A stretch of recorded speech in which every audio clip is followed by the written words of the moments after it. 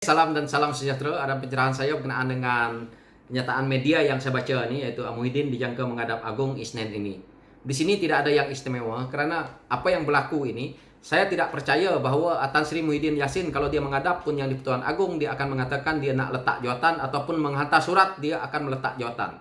Karena kita lihat apa yang berlaku apabila dia buat sidang putusan dia, di situ dia telah jelas mengatakan bahwa dia tidak akan meletak jawatan sehingga tahun depan. Sekurang-kurangnya Agustus dia akan umumkan untuk melakukan PRU ke-15. Dan dia nak mempertahankan kursi dia sehingga tahun depan. Ini adalah hakikat. Yang mana kalau dia pergi ke istana, dia akan mencari alasan yang dia gunakan untuk buat perusahaan itu, yaitu pihak pembangkang tidak mempunyai majoriti yang cukup untuk membentuk kerajaan. Inilah alasan dia. Tetapi dalam putusan dia yang hari itu, dia dah mengatakan bahwa dia nak mereformasikan sistem ataupun perubahan-perubahan yang ada dalam parlimen. Tetapi kalau dia sendiri seperti ini, dia melanggar reformasi parlimen itu, yang mana dia tahu bahwa apa yang dia lakukan ini juga salah, dan dia lakukan juga, ini tidak perlu dia nak membentangkan kepada pihak pembangkang, kepada media, kepada kita rakyatnya untuk mendengar. Karena dia sendiri tidak melakukan reformasi seperti mana yang dia nak cakapkan di dia punya putusan hari itu. Ini jelas bahwa pada saya sebagai rakyat lihat, Tan Sri Muhyiddin Yassin cuba bertolak dalih, yang senang bahasa kita nak katakan kepada dia ni membohong.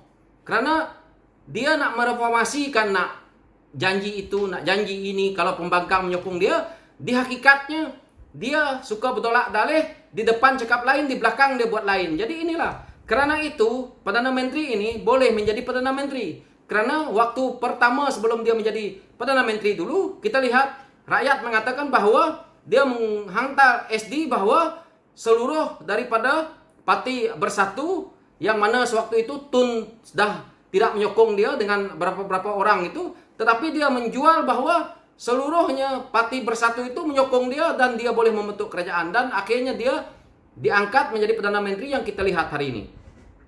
Dan apabila dia dah jadi Perdana Menteri, baru kita lihat satu persatu kata melompat ke Parti Perikatan Nasional ini. Dan barulah kita lihat ada cukup majoriti. Itu pun nyawa-nyawa ikan. Yang mana apabila hari ini UMNO telah tarik sokongan dengan dia sebanyak 15 orang ni, maka kerajaan dia ni sudah tidak boleh lagi dia bentuk, sepatutnya dia letak jawatan. Tetapi dia telah melanggar apa yang kita lihat sebagai parlimen berperlembagaan kita ini, yang mana ini adalah satu kesalahan, yang mana dia juga membuat kesalahan ini yang tidak pernah dilakukan oleh mana-mana Perdana Menteri yang ada di Malaysia ini. Dia telah mencipta sejarah yang mana kita rakyat akan lihat, inilah Perdana Menteri yang paling gagal, inilah Perdana Menteri yang paling egois, yang mana dia membuat kerja dengan ahli kabinet yang tidak mempunyai pengalaman, dan juga mereka-mereka yang disogok dengan rasuah jawatan, yang mana seluruh mereka yang membentuk kerajaan ini mendapat jawatan, dan juga mereka-mereka ini diberi jawatan JLC. Ini adalah satu rasuah dalam kita punya pentadbiran yang paling besar, yang betul-betul memalukan negara. Dan kita ni dalam belenggu masalah kewangan negara, yang mana dia membuat pinjaman yang begitu banyak, duit yang dia pinjam rakyat tak nampak, tetapi sudah kita hutang berbilion-bilion. Ini adalah sesuatu yang dia buat, yang mana dia takut bahwa kalau dia meletak jawatan, dia rasa diri dia akan sama seperti Datuk Seri Najib, naik turun mahkamah, naik turun mahkamah. Ini yang dia takut. Jadi ketakutan ini membuatkan dia harus kekal berkuasa.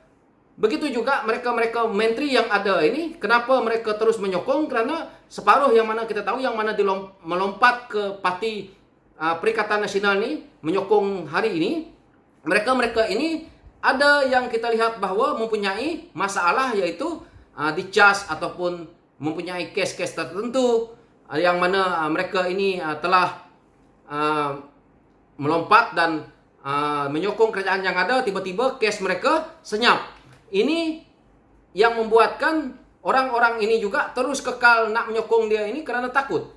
Tetapi kalau dia dah jatuh nanti, maka dia akan naik turun mahkamah mungkin lebih teruk daripada Datuk Seri Najib, termasuk mungkin dia juga telah salah guna kuasa, begitu juga menteri-menteri yang bekerja dengan dia untuk membentuk kerajaan ini. Ini adalah yang kita lihat hari ini, kenapa dia begitu degil. Harapan dia adalah dia cuba untuk menjadi Perdana Menteri sehingga PRU ke-15. Dan dia juga berharap akan menjadi lagi Perdana Menteri setelah menang PRU ke-15. Ini adalah harapan dia. Ini adalah satu yang kita lihat hari ini, bahwa kedegilan dia untuk meletak jawatan ini karena dia dah mempunyai pengalaman yang begitu lama. Dia pernah menjatuhkan Pak Lah, dia pernah menjatuhkan Najib. Jadi hari ini dia pula cuba dijatuhkan oleh orang ini, maka dia pertahankan walaupun dia dah gagal. Karena dia takut. Karena dia tahu kalau dia jatuh memang perkara inilah yang dia akan alami. Tetapi kalau dia sebagai seorang yang berjiwa besar, memang dia seorang pemimpin yang memang gentleman, maka dia letak jawatan dan dia akui kegagalan dia. Tetapi di sini kita lihat bahwa dia tidak buat. Dan sekarang ini kita lihat pemerintahan Datuk Seri Najib dahulu. Begitu ramai kaki-kaki ampu dia. Setelah Datuk Seri Najib jatuh, mana kaki ampu dia? Hari ini Tan Sri Muhyiddin Yassin diampu oleh mereka-mereka ini. Terutamanya yang saya baca di sini, yaitu jawapan daripada Zuraida apabila ditanya, dia mengatakan tidak, Muhyiddin tidak meletak jawatan, kata Menteri Perumahan dan Kerajaan Tempatan Zuraida Kamarudin. Nah, ini jawapan dia ke media yang saya baca, yang mana apabila orang tanya dia, dia mengatakan bahwa Tan Sri Muhyiddin Yassin tidak akan meletak jawatan. So di sini kita lihat pengampu-pengampu Tan Sri Muhyiddin Yassin hari ini yang kita tahu ramailah, yaitu Zuraida, Azmin Ali, geng Bersatu ni memang mereka ampu teruslah kerana itu parti mereka. Tetapi mereka yang daripada UMNO ni pun pengampu kerana mereka memegang jawatan-jawatan yang mempunyai kepentingan yang besar, yaitu kita lihat seperti apa yang Menteri UMNO pegang hari ini. Mereka mempunyai satu kementerian yang mempunyai pembelanjaan yang berbilion. Jadi di sini mereka terus nak mengekalkan kuasa mereka kerana di situ ada lubuk emas yang mereka jaga. Ini yang kita lihat. Bukan bertujuan untuk kepentingan rakyat. Jadi untuk dia nak membohong rakyat bahawa dia mempertahankan kerajaan ini dan mempertahankan Perdana Menteri dia, seolah-olah tidak ada orang lain yang layak lagi untuk menjadi Perdana Menteri di Malaysia ni.